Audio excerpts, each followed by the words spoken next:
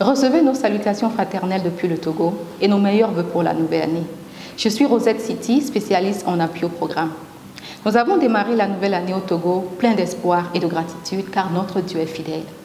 Il est vrai qu'il y a une semaine, 5 préfectures de la région nord du pays ont été de nouveau bouclées à cause de nouveaux cas de Covid-19 qui ont été enregistrés dans la région. Toutefois, nous pouvons dire de façon générale que la situation est de plus en plus sous contrôle et que la vie reprend petit à petit son cours, surtout dans la partie sud du pays, bien entendu avec le respect des mesures barrières. Dans son allocution de Nouvel An, le chef de l'État a informé que des efforts sont en train d'être faits pour se procurer du vaccin contre le coronavirus et mieux protéger surtout le personnel de santé. Pour ce qui concerne les églises partenaires, 85% d'entre elles ont repris leur activité, quoique la plupart des centres de développement des enfants et des jeunes ont toujours des activités restreintes.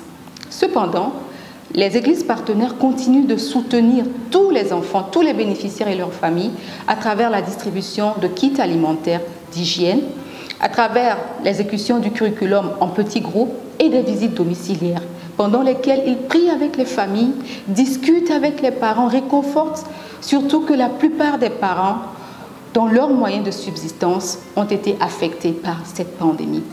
Et cette situation est plus critique dans le nord du pays où la crise sanitaire a aggravé l'insécurité alimentaire des ménages.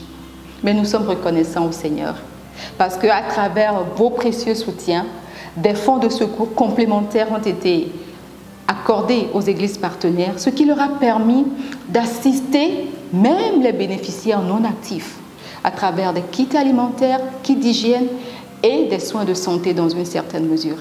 Ce soutien fut tellement apprécié. Et à un parent de témoigner que maintenant il croit que Dieu existe.